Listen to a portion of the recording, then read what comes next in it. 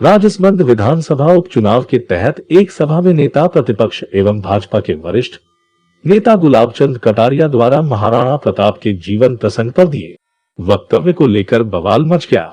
कटारिया के बयान का वीडियो सोशल मीडिया पर खूब ट्रोल हुआ और जिस किसी ने इसे सुना उसने कटारिया के इस बयान की कड़े शब्दों में निंदा की। इस बीच राजसमंद शहर के पुराना बस स्टैंड कांकरोली में भाजपा प्रत्याशी दीप्ति माहेश्वरी के समर्थन में आयोजित सभा के समाप्त होने के बाद जय राजपूताना संघ एवं श्री करनी सेना के कार्यकर्ताओं ने विरोध प्रदर्शन किया। सभा खत्म होने के बाद कटारिया सहित अतिथि मंच से नीचे नहीं उतरे। उससे पहले ही पांडाल में खड़े राजपूत समाज के युवाओं ने नारेबाजी शुरू कर दी और कटारिया मुर्दाबाद के नारे लगाए। साथ ही युवाओं ने कहा कि महाराणा प्रताप के प्रति दिए बयान की निंदा करते हुए सार्वजनिक माफी मांगे। इस पर तत्काल पुलिस मौके पर पहुंच गई और पुलिस सुरक्षा में कटारिया को कार तक ले जाया गया। फिर कटारिया कार से रवाना हो गए, मगर सभा स्थल पर राजपूत समाज के युवा कटारिया मुर्दाबाद के नारे लगाते रहे।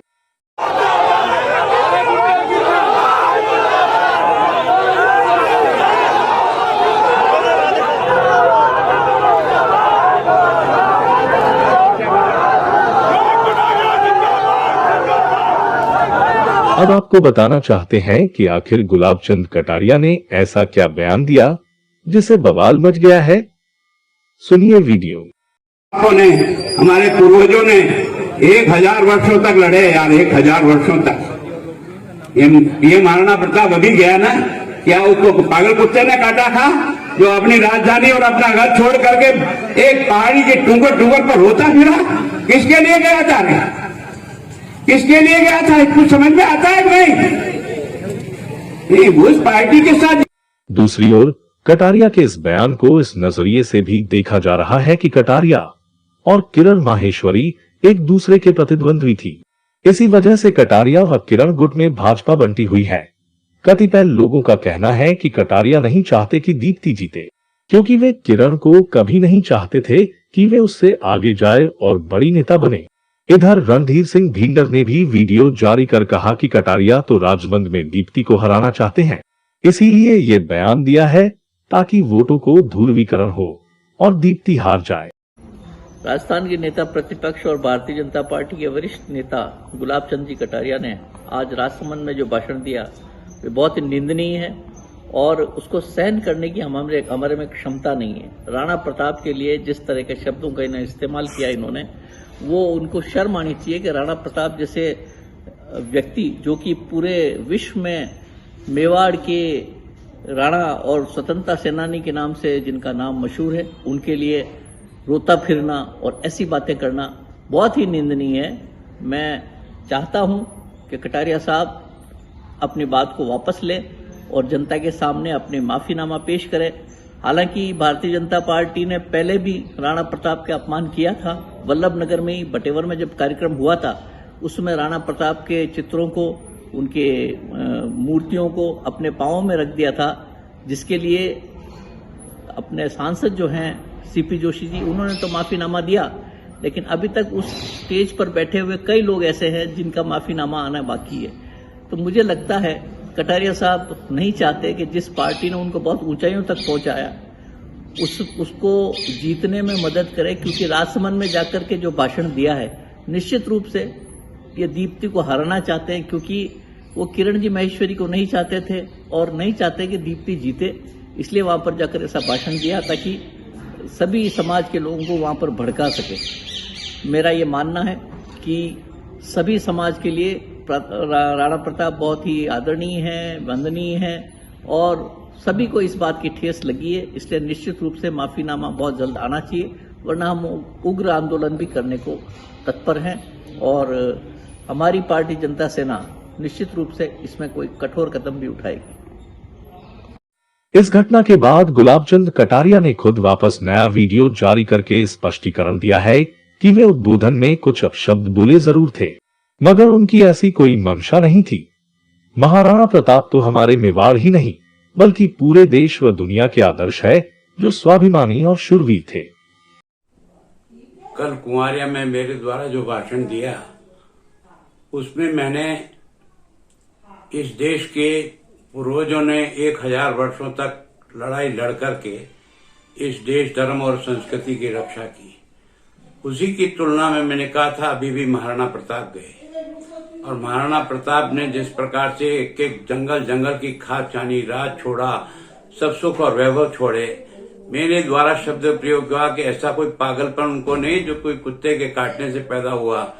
ये शब्द जरूर मैंने प्रयोग किया, पर इसके पीछे मेरा भाव ये था कि उस व्यक्ति ने जिस प्रकार से इस देश धर्म की रक्षा के लिए अपने सारे सुख और वैभव को तिलांजलि देकर उस संघर्ष की राह पे गया, जो संघर्ष की राह आज दिन तक हिंदुस्तान के इतिहास में नहीं कायम हुआ।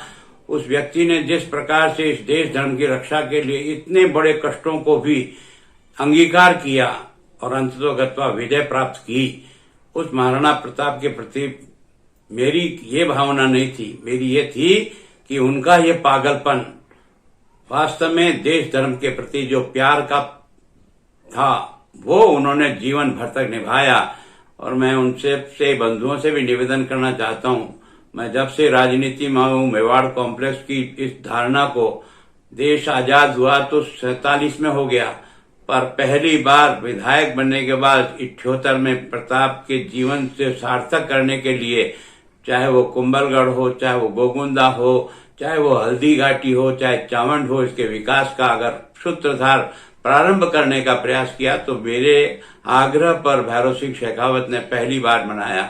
और मैं तो आज दिन तक प्रताप जयंती के दिन आप सब लोगों के साथ जिस तरह से, जिस उत्साह से, जिस पूरी मनोयोग से, और मैंने पूरी नगर परिषद जिसमें मेरा बोर्ड था उसको इन्वॉल्व करते हुए, सारा खर्चा नगर परिषद की तरफ से भी वहन करते हुए हमने महाराणा प्रताप के जीवन को लोगों के बीच में ले जाने का प्रयास किया।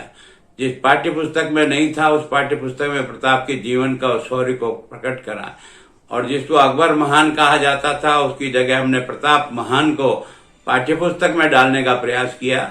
हमारे मन में उस महाराणा प्रताप के प्रति अनन्य श्रद्धा थी, है और रहेगी। मेरे शब्दों का मैंने क्षमा याचना की, मेरा पूरा भाषण आप सुनना, आज मुझे बहुत आक्रोश है, बहुत गुस्सा है, और उसके कारण से मैंने कुछ शब्दों का प्रयोग अगर आपको गलत लगा तो मैं क्षमा चाहता हूँ।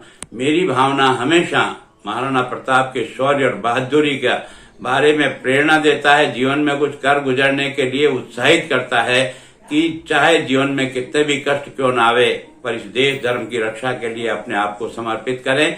इस भावना के साथ मैंने कहा है। अगर किसी को इन शब्दों के कारण से कोई अटपटा, क्षमा मांगता हूँ, मुझे इसमें कोई अहंकार है कि नहीं, क्षमा नहीं मांगूंगा। मैं सब ऐसे महापुरुष जिसने वास्तव में अभी अभी जो गया है और जिसने हिंदुस्तान की इस अस्तित्व को बचाया है, इस मेवाड़ की धरा ने आज इस जहां हम हैं और आज जो हमारे देवी देवता और भगवान जहां हैं, उन सब को बचाने के लिए जो परिश्रम और जो संघर्ष उस व्यक्ति ने किया उसके प्रति नमन है मेरा।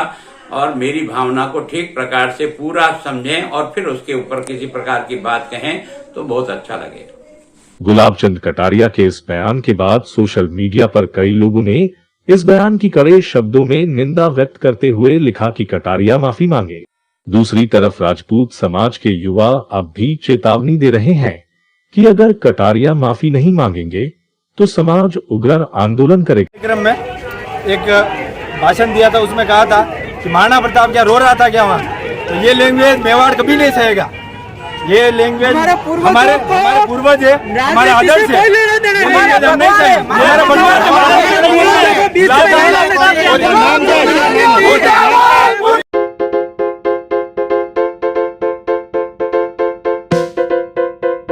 इसके अलावा कथित तौर पर नाथद्वारा में राबचा के पास एक होटल में एनएसयूआई कार्यकर्ताओं द्वारा कथित तौर पर सांसद का घेराव करने की बात भी सामने आई। सांसद ने कहा कि युवक कांग्रेस के बाहरी कार्यकर्ताओं द्वारा उन्हें घेर लिया, बाद में पुलिस पहुंची तब युवा हटे। उन्होंने अपने सीआई को भेजा, उसके बावजूद भी वहां जहां मैं ठहरी थी वहां पर कोई 30-40 लोग निकले, इनके कार्यकर्ता एनएसयूआई के भी थे और इनके लोग थे जो बाहर निकले और उन्होंने कहा कि हम इनसे डरते नहीं हैं।